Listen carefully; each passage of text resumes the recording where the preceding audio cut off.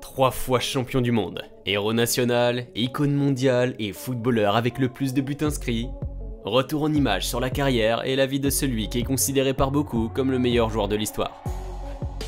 Né d'un père footballeur, le jeune Edson, surnommé Pelé, grandit dans la pauvreté mais se fait vite un nom avec l'équipe junior du club local.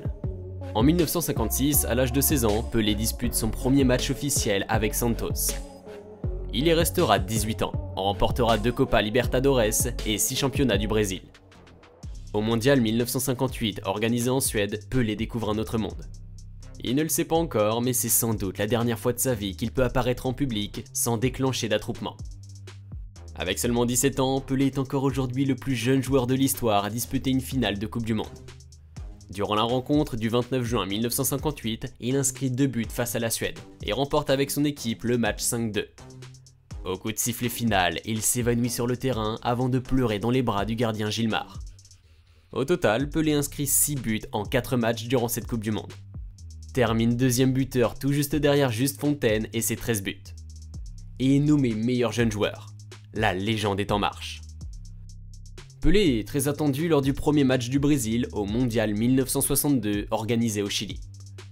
Auteur d'une passe décisive sur le premier but avant d'inscrire le second après avoir effacé 4 défenseurs. Il remporte le match 2-0 face au Mexique. Blessé dès les quarts de finale, il est forcé de regarder la suite de la compétition depuis les tribunes.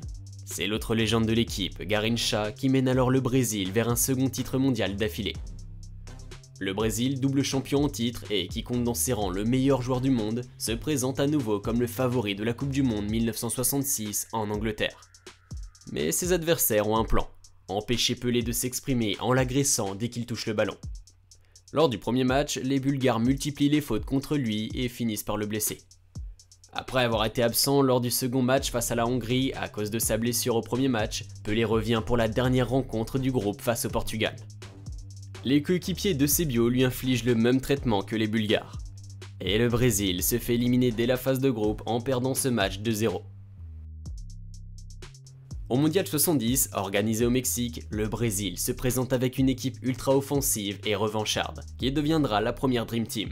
Lors de la demi-finale remportée 3-1 opposant le Brésil à l'Uruguay, Pelé réalise sans aucun doute l'un des gestes les plus célèbres de sa carrière. C'est l'une des photos les plus célèbres de l'histoire du sport. Pelé célèbre son but en finale de la Coupe du Monde 70 dans les bras de Jairzinho. Le Brésil bat l'Italie 4-1 et le numéro 10, également auteur de 2 passes décisives dans ce match, est élu meilleur joueur de la compétition. Partout où il va, le triple champion du monde est désormais accueilli comme une légende par des hordes de fans et de chasseurs d'autographes.